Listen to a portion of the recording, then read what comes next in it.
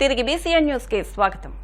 విశాఖ జిల్లా సింహాచలంలో కొలువైన సింహాద్రి అప్పన్నను హోంమంత్రి వంగలపూడి అనిత దర్శించుకున్నారు. సింహాచలం తొలి పావంచ నుంచి మెట్ల మార్గంలో కొండపైకి వెళ్లి సింహాద్రి అప్పన్నను హోంమంత్రి వంగలపూడి అనిత దర్శించుకున్నారు. కుటుంబ సమేతంగా అప్పన్నను దర్శించుకున్న హోంమంత్రికి దేవస్థానం అధికారులు, అర్చకులు ఆలయ మర్యాదలతో స్వాగతం పలికారు.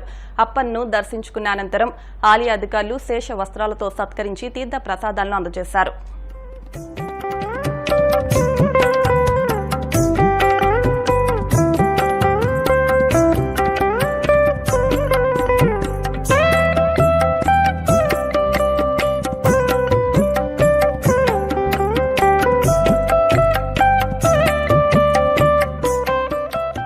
నరసింహస్వామిని మెట్ల మార్గం నుంచి నడుచుకుంటూ వచ్చి దర్శనం చేసుకోవడం జరిగింది కుటుంబ సమేతంగా.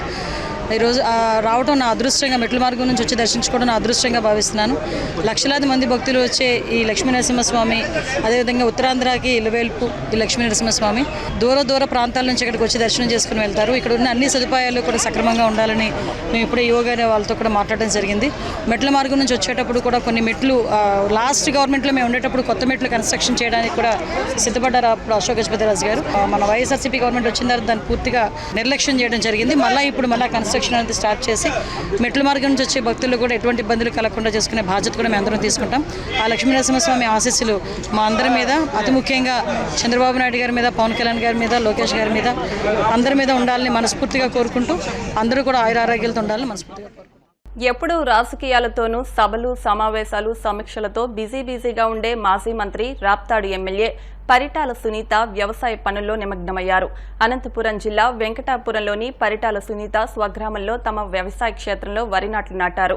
ముందుగా భూమి పూజ చేసి కూలీలతో సమానంగా మడికట్లలో దిగి పంట పొలాల్లో పాటలు పాడుకుంటూ ఎంతో ఉత్సాహంగా ఆమె వరి నాట్లు వేశారు. గతంలోనూ వేరుశనగ విత్తన పనుల్లో సునీత బిజీగా గడిపారు.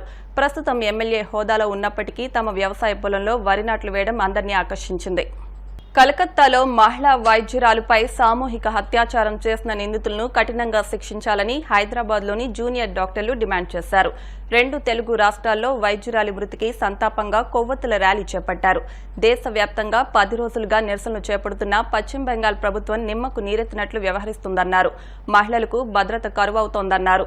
ప్రభుత్వం కఠిన చర్యలు తీసుకోవాలని డిమాండ్ చేశారు.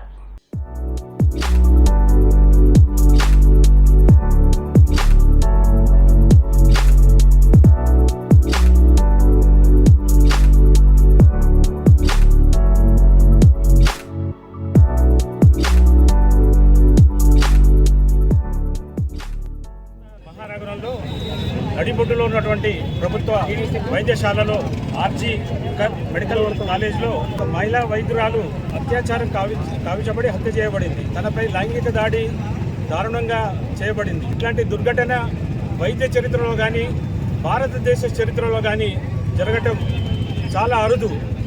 అయినప్పటికీ కూడా ప్రభుత్వాలు దాన్ని ఇంకా కప్పిపుచ్చుకోవడానికి ప్రయత్నాలు చేస్తున్న సంగతి మనం చూస్తున్నాం. గత శుక్రవారం జరిగిన సంఘటన, దానికి ప్రొటెస్ట్గా వైద్య విద్యార్థులు ఆర్జికర్ వైద్య కళాశాలలో నిరసన పీస్ఫుల్గా చేపడుతున్నట్టయితే దాని మీద 40-50 మంది గుండాలు బయటి వాళ్ళు వచ్చి దాడి చేసి వాళ్ళను మరి తర్వాత హాస్పిటల్ను ధ్వంసం చేయడం జరిగింది. అంటే ఒక సంఘటన జరిగినప్పటికీ కూడా అక్కడి ప్రభుత్వం, స్థానిక ప్రభుత్వం వారికి ఎటువంటి రక్షణ చర్యలు చేపట్టలేదు. అంతేకాకుండా మేము ఎన్నోసార్లు ఇట్లాంటి సంఘటనలు జరిగినప్పుడు ప్రభుత్వానికి నిరసనలు తెలియజేయటము, అభ్యంతరాలు వాళ్లకు ఇవ్వాల్సినటువంటి డాక్టర్స్కు ఇవ్వాల్సినటువంటి భద్రత గురించి ఎన్నోసార్లు విన్నవించడం జరిగింది. అయినప్పటికీ కూడా ప్రభుత్వాలు వాటికి చీమ కుట్టినట్టు కూడా లేదు.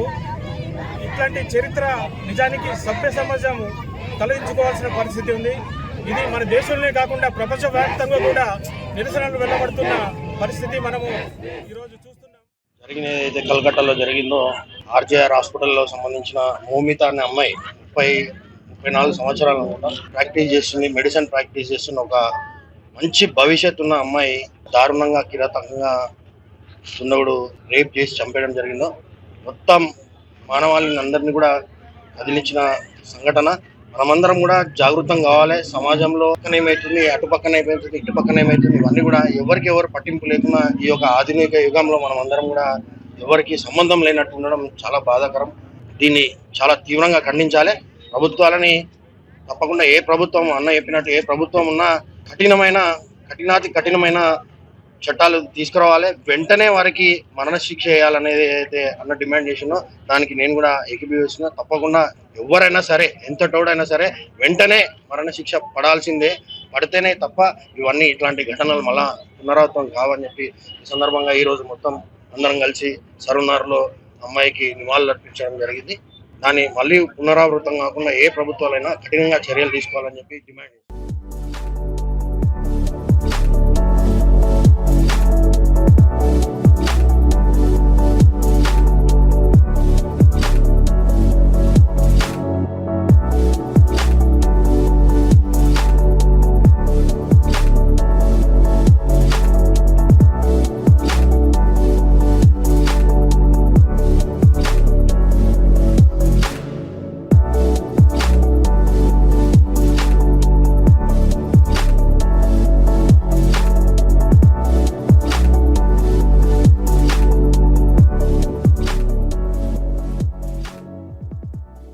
గుర్తు చేయాలనుకుంటున్నానండి.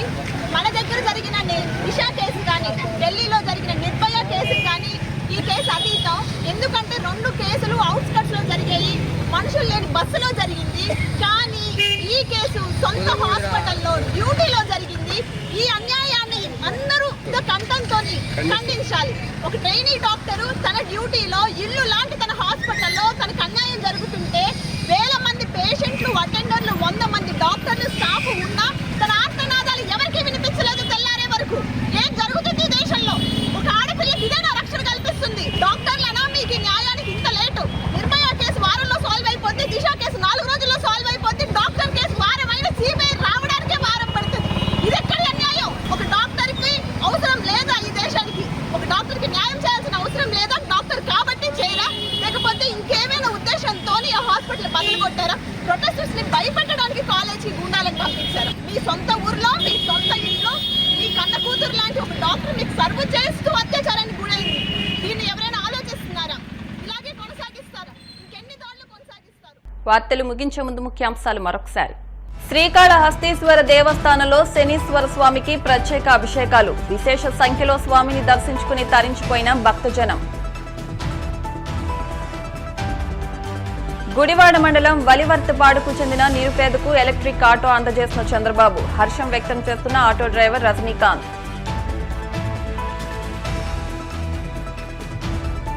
ఉత్తర కర్ణాటకను ఆనుకుని కొనసాగుతున్న ఉపరితల ఆవర్తనం. తెలుగు రాష్ట్రాల్లో కురవనున్న భారీ వర్షాలు.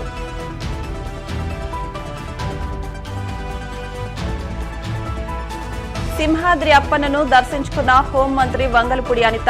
ఆలయ మర్యాదలతో స్వాగతం పలికిన అధికారులు. ఈ వార్తలు ఇంతటితో సమాప్తం. మరిన్ని వార్తల కోసం BCN digital YouTube channel, Facebook పేజ్ను ఫాలో అవ్వండి. అప్డేట్ వార్తల కోసం ప్లీజ్ సబ్స్క్రైబ్.